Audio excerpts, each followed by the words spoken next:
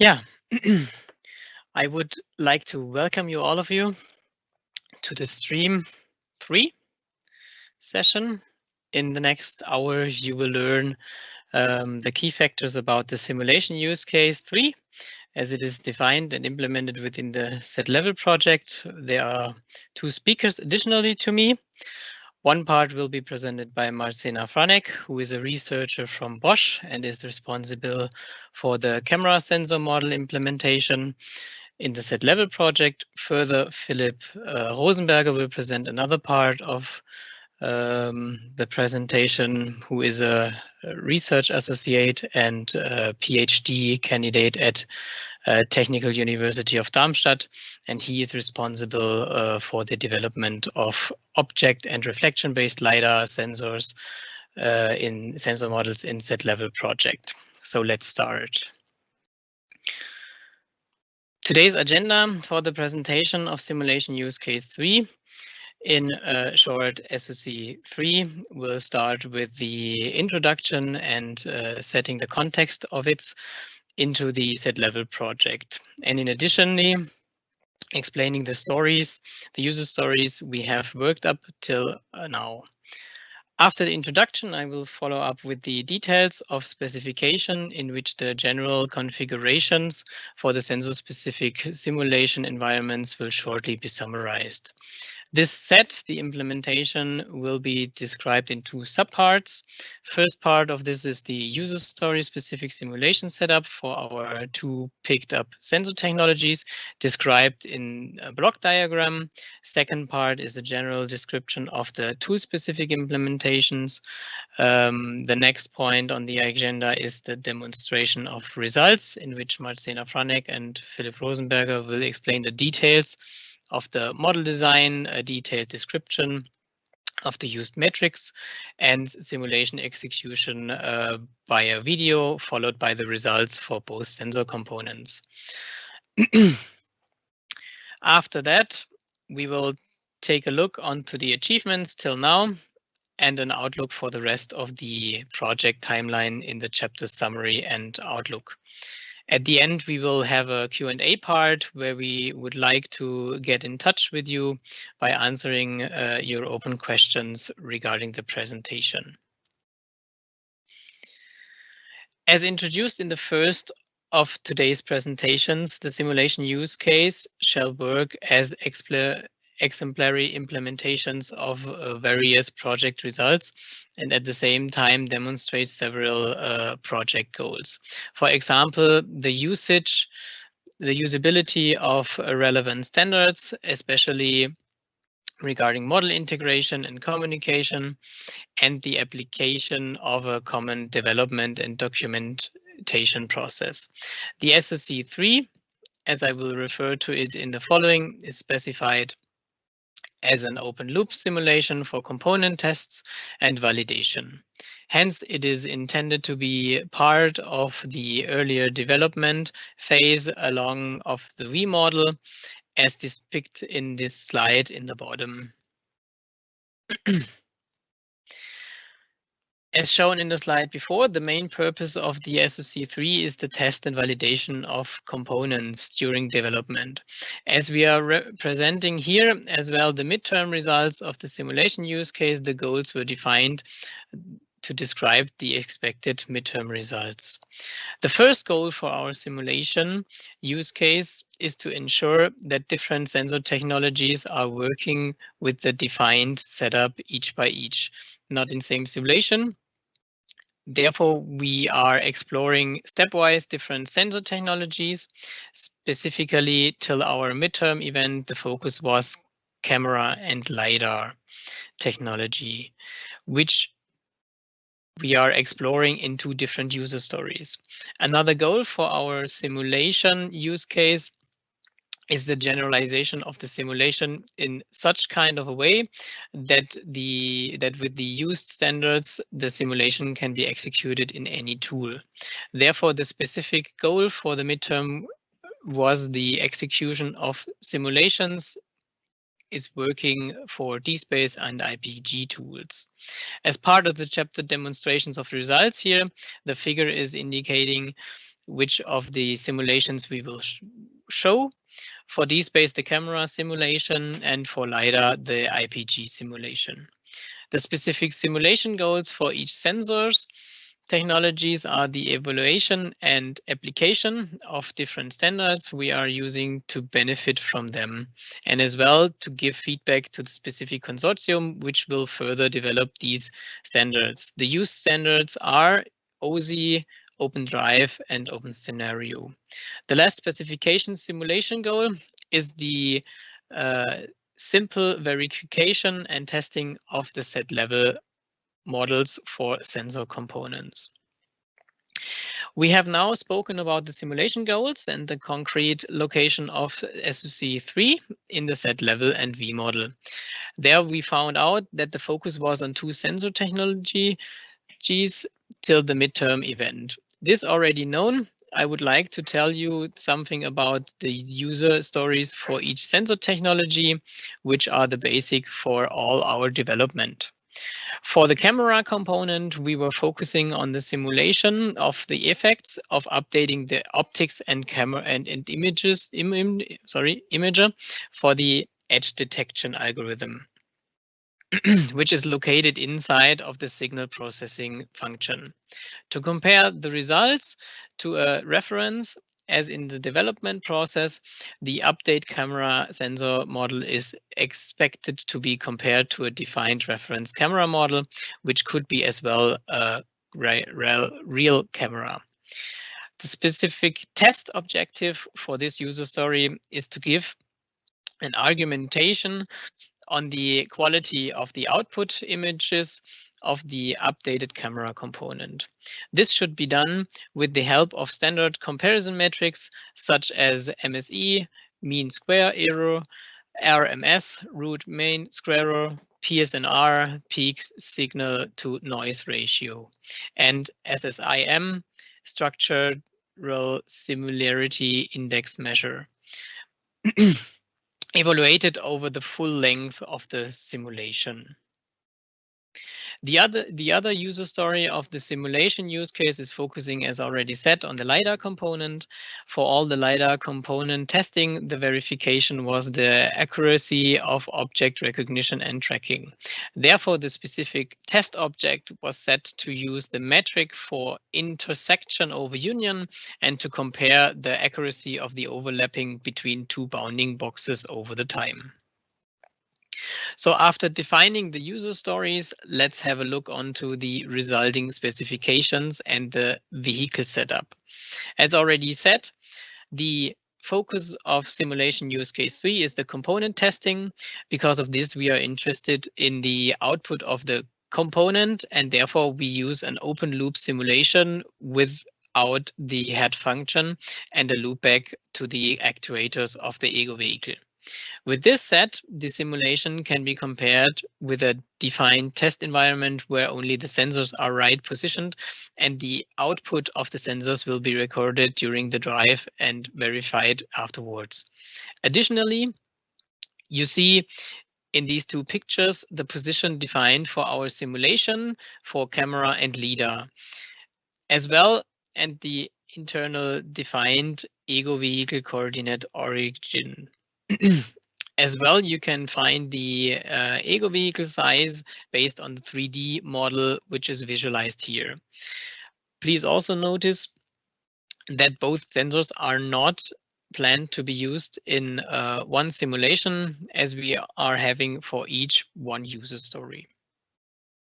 Previously, I have shown you now the specification of the ego vehicle setup during the simulation. Now let's have a look into the scenario of the simulations, which are used for both sensor components. The scenario is taking place on an intersection. I will describe now the action ongoing on the intersection for from the view of the ego vehicle, which is starting from the right side of the intersection. Its course is trajectory based due to the reason we are not using the interaction of a head function. The trajectory is displayed as the red arrow going to the top part of the intersection. While the ego vehicle is driving towards the crossroad, the truck T, located on the left side of the intersection, and the car P1, located on the top of the crossroad, are already performing their turning maneuvers as displayed by the specific arrows. The pedestrian F2 on the top of, the pedestrian F2 is therefore already on the way to cross the road after the car P1 on the top of the intersection, which will be then seen by the ego vehicle E, which is our vehicle, and during its performing of the maneuver to turn into the top part of the intersection. This will stop in front of the pedestrian, waiting till it has crossed the road, and will continue its way straight to the top. Variations of this scenario with parameters is out of focus for us, as we were aiming mainly for the goal to successfully simulate both sensor technologies. With the awareness now of the specification of environment and scenario and the ego vehicle configuration, let's start to talk to take a look into the user stories specific simulation setup, which is shown in this slide. On the top, you can see the setup for the camera user story, which is using, as previously explained in the user story, defined a camera model with the SUT, system under test, as the optic and images simulated in the same simulation with the camera sensor reference model. In addition, you see in the front that both tools are using this design and using from their internal environment simulator the output of the OSI sensor view to be connected to the models. At the end of it, on the right side, you can see that till the edge detection, as pictured, everything happens during simulation. On the verification with already mentioned metrics is in the post-processing step, which can be executed via an M script or a Python script. The arrow in the bottom in both setups are visualizing the OSI connections between the tool environment models and the metrics that has been used for sharing needing information. In difference to the camera setup, the setup for the LiDAR component is using no reference model. It is simply using the OSI3 ground truth, which is the information on the objects already shared by the tool environment and will be compared with the OSI3 moving objects content.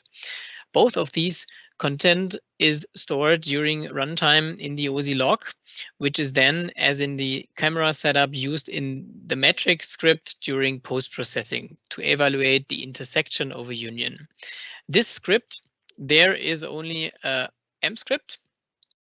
As you can see in this figure, in addition, the metrics have been developed by each model developer, by the FZD for LiDAR and Bosch for the camera component. The integration is done by the tool vendors, which I will now continue on the next slides to explain the tool vendor specifics. This slide shows the integration of the SoC3 in the DSpace toolchain. On the left, you can see the simulation preparation phase. The DSpace tools offer the possibility of importing OpenDrive and OpenScenario files in the scenario editor, further modifications to the environment simulation, such as road signals, road signs, traffic objects, etc. can be added. The center represents the simulation core.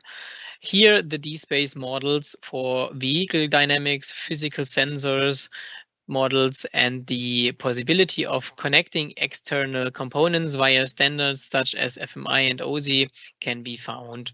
This is where the camera and LiDAR model were integrated in the context of SOC3. A visualization of the simulation and an animation of the sensor fields of view are also provided for a better understanding of possible simulation outcomes. Out of scope so far in SOC3 is the entering test block. On the right-hand side, the toolchain offers the ability to test through scenario catalogs and run parallel cloud-based testings for the validation purpose. The characteristics of SOC3 is the use of physical sensor models. These requires GPU-based ray tracing, which is provided by the DSpace tool. In this case, the GPU cores are used for highly parallelized calculations, and simulations can thus be performed significantly faster than slowly with the CPU. This slide shows the integration of the SOC3 in IPG automotive simulation environment. CarMaker. On the left side, you can see the standardized input formats. OpenDrive and OpenScenario are imported to CarMaker, and suitable representation in CarMaker proprietary format is generated. In the middle, there are several components visualized which are provided by CarMaker and are used to complete the integration of SOC3. A proprietary vehicle dynamics model, 3D models of objects such as traffic objects, traffic signs, and environment are used. Being an open integration platform allows to integrate custom models via several interfaces, of which the FMI standard is used here for OSMP FMUs of LiDAR and camera sensor. The visualization in IPG Movie allows to observe the simulation and generate a vivid representation of the simulation. The parallelization of sensor calculations on the GPU allows performant rendering and ray tracing calculations used for the CarMaker internal sensors pictured in the lower part of this presentation. On the bottom, you can see that CarMaker itself includes sensor models that provides ray tracing and rendering data. In SOC3 for sensor technologies, LiDAR and camera, these quantities are now next to all group ground truth information provided via the standardization open simulation interface called OSI. On one example, scene picture the ground truth information as bounding boxes and the LiDAR ray tracing reflections as green points. This information is provided to the LiDAR sensor model, allowing further signal processing, object detection and tracking. A video of the complete simulation with the integrated sensor will be later shown by Philipp Rosenberger. So let's hand over to Marzena Franek, who will show you the insights and details of our camera model and the used metrics followed by the results. Thank you, Philipp. On the next slides, I wanted to give you more insight into the model design for camera components. The main success here was the first successful implementation of an image-based video sensor model on the basis of OSI-free camera sensor view interface. As the name indicates, the image-based video detected edges model has an image as an input, more precisely a 32-bit RGB image. The output of the sensor model is also an image, which is blurred, distorted, and vignetted, and an edge image, which represents the detected edges in the image. Inside of the image-based video detected edges model, optical aberrations like blur, vignetting, and distortion are modeled physically correct. For example, the image blur is modeled as a convolution of image pixels with a point spread function, which can be interpreted here as a blurring kernel. The point spread function, also called PSF, is known in optics to represent optical aberrations like coma, astigmatismus, spherical aberration, and defocus. In the following, we will show results for two systems under test. The first system under test is a good lens, with only few optical aberrations, a small PSF kernel, which means a small blurring kernel.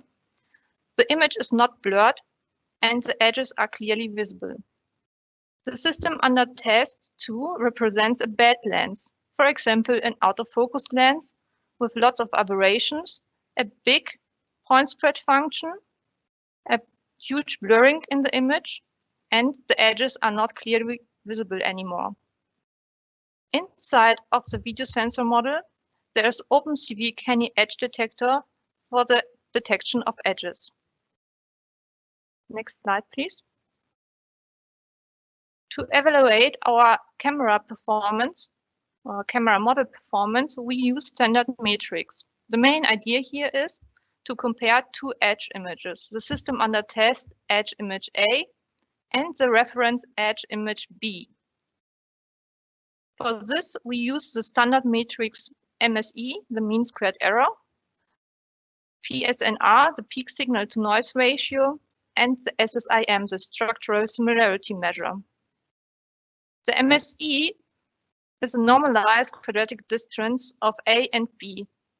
The smaller the value, the bigger the similarity.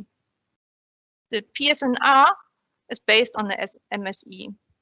More precisely, it's the logarithmus of the peak value, which is the maximum pixel intensity, divided by the MSE. The smaller the value, the bigger the similarity. For the SSIM, we obtain an SSIM value as well as an SSIM map. The bigger the SSIM value, the bigger the similarity. The SSIM map visualizes the differences between the edge image A and the edge image B. The differences are colored with black pixels. White areas show the similarity between the two images. To make it clear here, the SSIM map is not an edge image. It's the difference or the subtraction of two edge images, and black pixels show the differences and white pixels the similarity. On the next slide, I want to show a video from this image-based detected edges model in cooperation with DSpace. On the right side, you see the rendered images with the crossing pedestrian. In the right lower corner, you see the reference edge image from the reference camera, our ground truth information. In the left corner, you see the results for the system under test 1, the good lens. When you compare the edge images, they look quite similar. Also, the pedestrian is recognizable.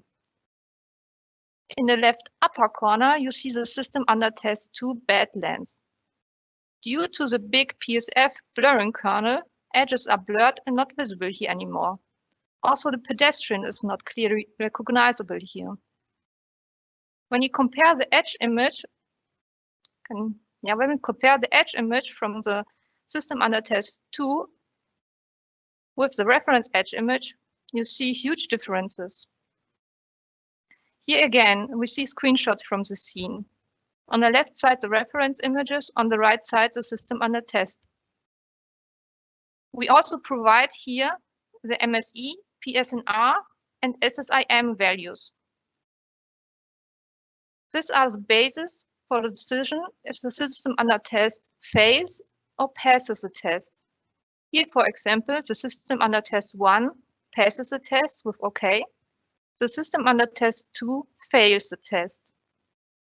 I think also the SSIM map shows clearly that the differences between the system under test 2 edge image and the reference edge image are huge. Also, the pedestrian will not be detected, which is a critical safety case here. So thank you for your attention, I hand now over to Philipp Rosenberger, who will present the LiDAR simulation. Yes, thank you, Marzena. So before we start talking about the LiDAR model itself, I want to introduce the model framework we have developed here, and which will be provided open source and is also now more and more used in the set level project for different models. It supports the open simulation interface and the FMI standards to be able to pack all the models, to be able to use them, for example, with CarMaker or DSpace or any tool that supports the FMI standard.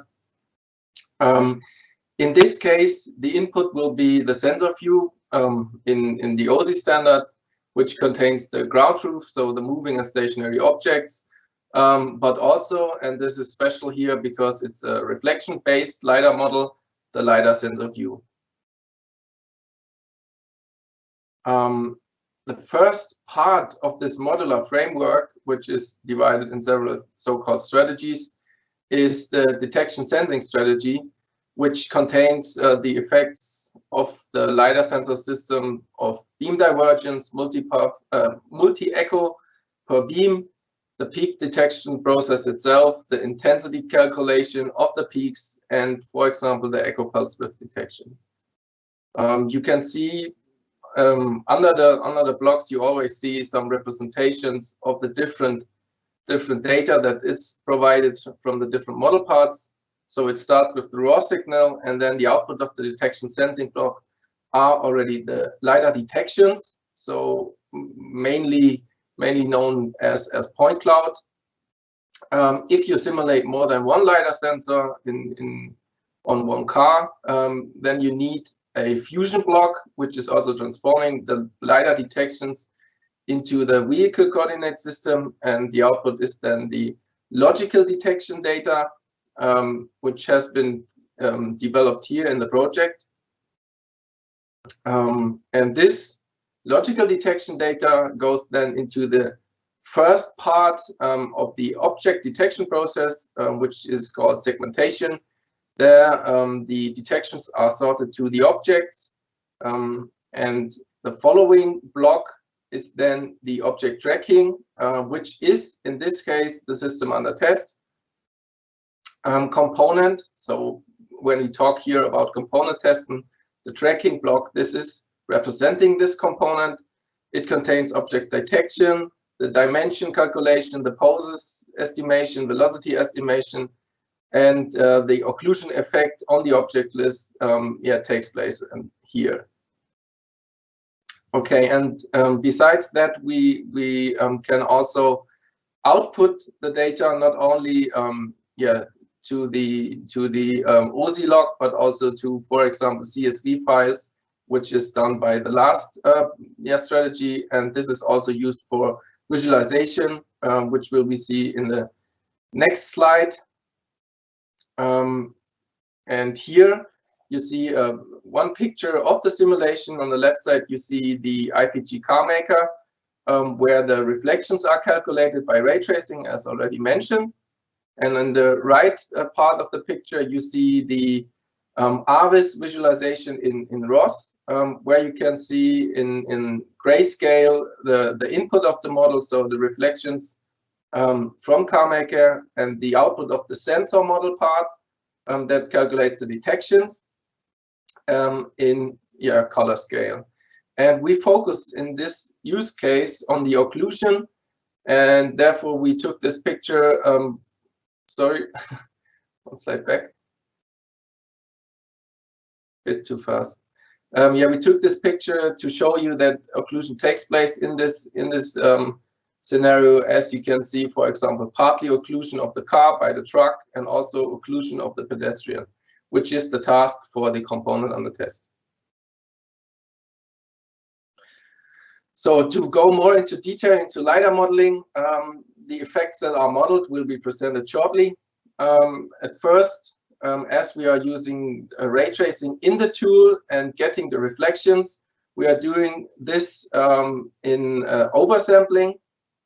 So to say, more reflections are calculated by ray tracing than are actually detections. This is modeling the beam divergence of the LiDAR, here depicted as the green dots that represent the reflections. And from these green dots, we calculate the detections in a way that we sort per beam the reflections over time or distance, which is equivalent in this case. And we can then put the thresholding on top of this and detect the peaks. We also calculate the echo pulse width, for example, here for the 2 pulses from A to B and C to D. We are using an exemplary metric in this use case, which is called intersection over union.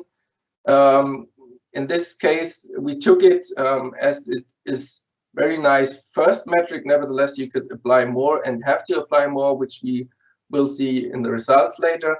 In this case, you simply take a front view, top view, or side view of the object, and you compare simply the areas of the 2 objects in this projection by intersection of the areas over the union of the areas. So now, before we start the video, some explanations. So compared to the first picture, here you also see the model running depicted on the left corner. And here you see simply the OSI logging on the top left. Again, the camera or the visualization from IPG CarMaker. And on the right part, again, our visualization. Again, reflections from the tool in grayscale, in color scale. You see the detections calculated within the model. The green boxes, the red box is the ego car. The green boxes then are the ground truth objects, which we get as an input for comparison. And the blue boxes are the tracking or the tracked and detected objects from the component under test. So yeah, to have a comparison within the video. So when the simulation is started, you see that the car has to approach the intersection. I hope the video is still running. Yes, now it's running again. So at the intersection, you already see that some objects are detected. So the parking car, also the truck from front, the occluding car from the side, and also the pedestrian behind the car. You see when we approach, then we also have also the width of the detected objects. So you see that the blue boxes are always smaller than the green ones, as the LiDAR points are not covering the whole car. For example, here the truck is only covered half of the height. So the detected object is also half the height of the truck. And now you saw that for a small time, the pedestrian was not detected, and now detected again, as it is marked with the blue box again. In this part of the video, you see that the pedestrian is only covered with reflections at his head and shoulder part, which is because of the mounting position of the LiDAR at the roof of the car. And this will be discussed later in the results when we evaluate the tracking.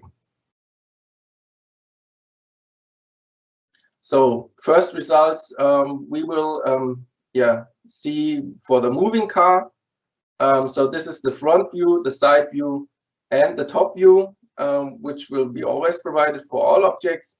In this case, we took single frames from within the scene or within the scenario to have a good impression of the metric.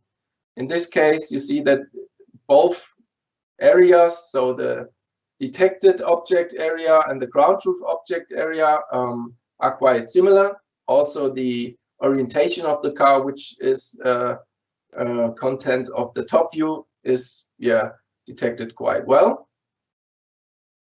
For the next object, the parking car, it's quite the same. We took a frame from a different time frame. Again, you see that the tracker works quite well in this case. Of course, there are some small deviations which are dependent on the angular view from the ego car towards the object, but in general, everything is quite nicely covered. Regarding the truck, you see that, for example, the height, as explained before, of the detected object is a little bit smaller than the ground truth object, nevertheless covered quite well in this single frame. And the last example is the pedestrian. Here you see that this is a tough task for the tracker because of the detections that are not so many for this small object, and therefore it is hard to detect and also hard to cover in the whole size. It's also partly occluded most of the time, and the orientation is also quite hard to get. Here in the next slide, you see some results over time to get a full impression of the scenario. For example, we start with the moving object, so the moving car. In this case, it vanishes at some point of the scenario, which is also seen here. And you see that the tendency of the intersection over union is quite well. So 0 is the minimum and 1 would be the optimum. And over time, you see more and more parts of the object. You get a better view, for example, from the side. And as the tracking component under test has some short memory, it is able to to gather the size of the object better over time. Regarding the truck, you see that, for example, in the center of this plot, you see that is quite hard to cover with the detection and tracking, because that in this case it is based on the angular view, so the view from the ego car towards the truck doesn't help in this case to detect it. Nevertheless, the overall tracking ability of the component is quite well. And for the parking car, this tendency gets even more clearer. And the last one is the pedestrian, where we already have seen that this is a tough task, partly occluded over time, and so on. You also see that intersection over union or one matrix is not always covering the whole evaluation, and therefore you would need to use more metrics in this case, for example, optimal subpattern analysis and furthermore for tracking. Yeah. Thanks again for both of you and your presentation of the LiDAR and the camera model design metrics and the demonstration of the results. Let's come back to a summary of what we have achieved with all of this so far. As we have the goals still in mind, which I had showed you in the beginning of our session, we have successfully achieved the goals of implementing the user stories in both tools, and we're able to use the standards OSI, OpenDrive, and OpenScenario in a generic way to be read by different tools. Together with this, we had given our findings and the improvements for the OSI implementation to the respective consortium to improve the needed interfaces for the sensor technologies and our simulation use case needs. Additionally, we have achieved an automatic processing of the metrics for both sensor technologies via the post-processing scripts. For the LiDAR specific setup, we had the following findings due to the high amount of D and serialization needed for the LiDAR data. The simulation time is consuming about 50% of the simulation. Furthermore, the shooting of unnecessary rays is slowing down the simulation as well. In this case, when not sending these rays, a potential of 10 times higher speed can be achieved. And at the end of the OSI logic, transferring rays without reflections, which are as well not needed for coming to the same results, and are still taking resources and time. As we are heading towards the end of the presentation, let's have a look into our collection of possible ideas for the leftover time of Z-level project based on the experience we have gathered with the already user stories and discussions. A further sensor technology can be a user story which we would like to focus on due to so many findings based on already implemented LiDAR and camera components. We see still a lot of potential and may need improvements. Based on a radar user story. Additionally, possibility for the upcoming time is to adjust the sensors and camera models more based on real sensors and car information that we can collect and use from the VV methods project, which is an additionally project of the Pegasus family, focusing more on real sensor data, which will bring us nearer to the reality and the possibility of comparing it more with real sensor data. Furthermore, based on a lot of discussions for having comparable material descriptions throughout the models, environments, and the tools, we would like to check the possibility on using the open source approach, open material, to enhance the standards we are using. There we see a high need due to the sensor-specific differences based on different materials. For example, reflections of a radar on metal-based objects. Last possible option to enhance the current setup is in addition in additional scenarios based on the needs of specific sensor technologies and the VV methods project. This is likely to use the same scenarios of the VV methods project to be much easier comparable with the results on the real cars, and additionally to focus more on the specific sensor technologies challenging scenarios. So thank you all for your attention. So now we are having still some time left to answer any questions in the Q&A part. So let's hand over to Marzena regarding some questions. Yeah, thank you again to all the speakers and all the contributors to this great results. There are some questions in the Q&A. Maybe the first question here, Philipp.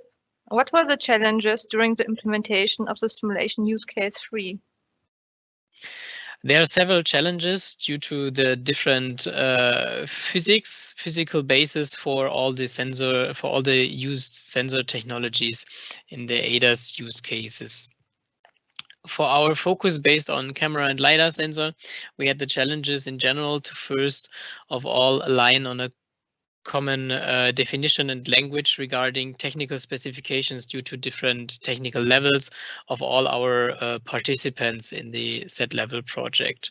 Furthermore, the room for interpretation and the part automation for the tool vendors regarding the use standards such as OpenDrive and OpenScenario have led through a lot of iterations to come to a same behavior for the simulation based on the standards.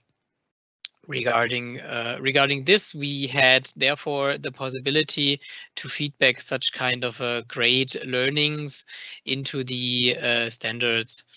Another example for this is the practical hands-on on a ISO standard, OSI standard, sorry.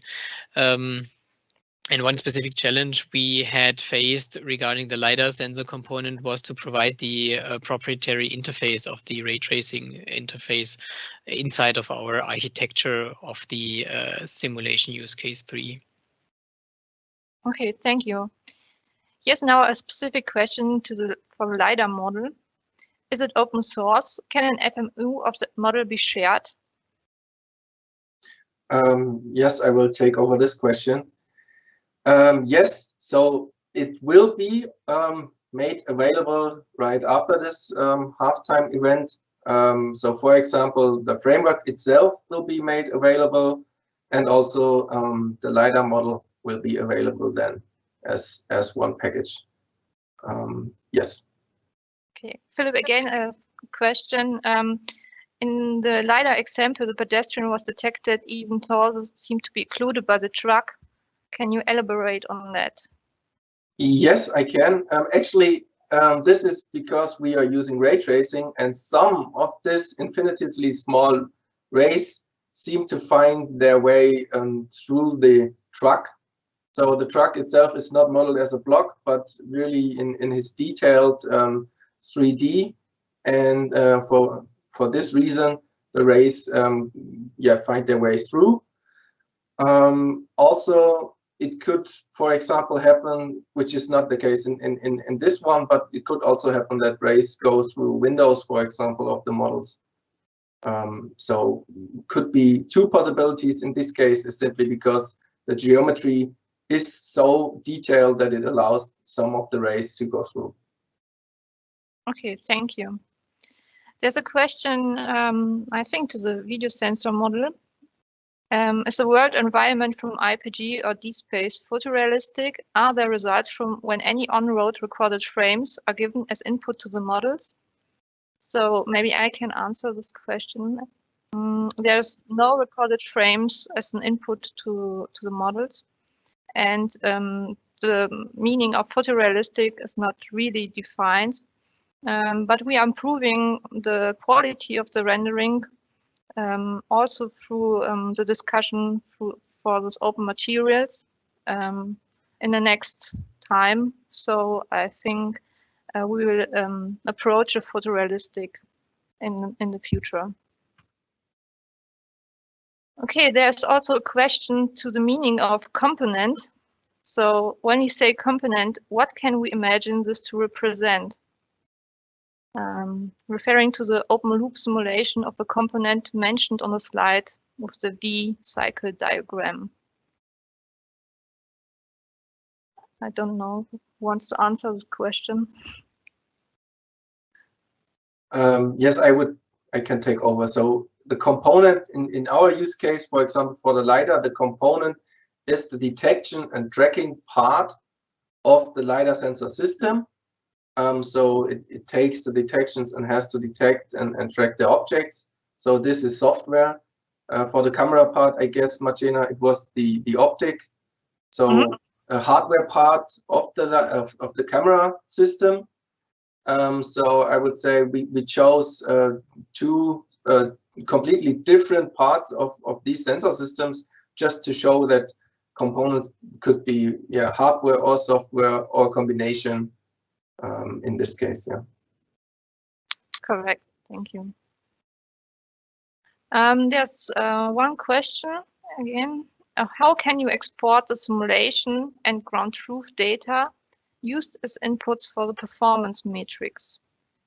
For the video sensor, the ground truth data and the output of the system under test is saved in a folder, and a MATLAB file and Python file reads the input and calculates the the MSE, PSNR, and SSIM values. So we just save PNG images. For the LiDAR, I will hand over to Philipp. For the LiDAR part, we have put a special strategy into our modular framework, which is exporting CSV files, and these can be easily processed with MATLAB. So in this case, it is we chose CSV, but again, the modular framework would allow, for example, to export PCD files or whatever you would like to. You simply have to write a strategy for this part. Actually, we will come to the framework and to the models in more detail after lunch in our session in, I guess, stream 2, which is about integration of the models. So Marzena and we will both go in more into detail there. Yes, that's true.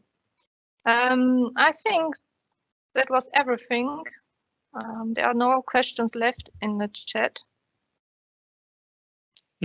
Yeah, so if there are any questions, feel free now. I think we still have some time left, right? So if there's nothing coming in, then as there are no questions further, or is there something? Maybe one. What is so specific for the system SUC3? Right. What is so specific in the SUC3 is especially that we are approaching the use case of component development, which is in the direction of autonomous driving, mostly concentrating on different sensor technologies. Based on that, as the sensor technologies are quite different, to align on a common design, this is quite challenging, and therefore one of our biggest focus to come up with an architecture approach that fits the most for all of them. Additionally, one key factor characteristic of SUC3 is, as already mentioned in my slides before, the open loop simulation due to the focus of the in and outputs regarding sensor components and the internals. Another specific detail of the SoC is that we are also focusing on the sensor components using very detailed image and reflection-based models, which are representing the physics of the sensor models, and therefore focusing on the, as already said, inside of such components. Compared to the object-based models, which are mostly focusing on the output for being properly used with a highly automated driving function. Thank you. There's a question concerning the camera model. Are imperfections in the camera images generated from modeling the physical model of the lens, including its mechanics? Or are they coming from some filters that process the perfect image coming from the simulator? In our case, the camera models physically correct the aberrations of a lens and imager. So I think in this case, it's the first part. It's the aberrations coming from a lens, from the material of the lens, from the radius of the lens, and the air spaces between the lens and the imager specification. There are no filters here. There's another question to OSI. What current limitation do you see in OSI for this model, sensor model implementation? I would say, again, I would recommend to join us after lunch. Nevertheless, of course, there are some limitations right now, or there have been. For example, we have put the logical detections, so how to structure the logical detections that I've mentioned in OSI. So we come up with additions to OSI first in set level. We try them. And if you think they are very useful, then we also put them on the table for the ASAM standard and the change control board there. And this process works quite well, as for example for the logical detections, but also for example the echo pulse width that is modeled within the LiDAR model was proposed by us in the set level project, tried out, and now is also part of the last version of the open simulation interface available on GitHub. Okay, thank you, Philipp, for this. So I think we are already at the end of our session now. I would first of all like to thank you all about your attention and all the raised interesting questions, and also again, Philipp and Marzena regarding your part of the presentation. I would like now to make some further announcements. So after our now well-deserved break, the simultaneous streams will continue with next topics as shown in today's agenda at 1 p.m. Additionally, we are giving you the possibility to start further interesting discussions with us of our session today. And also you can ask further questions there in the virtual coffee after the end of the last part of today's session, starting at 3:30 p.m. So thank you again for this, and enjoy the rest of your day.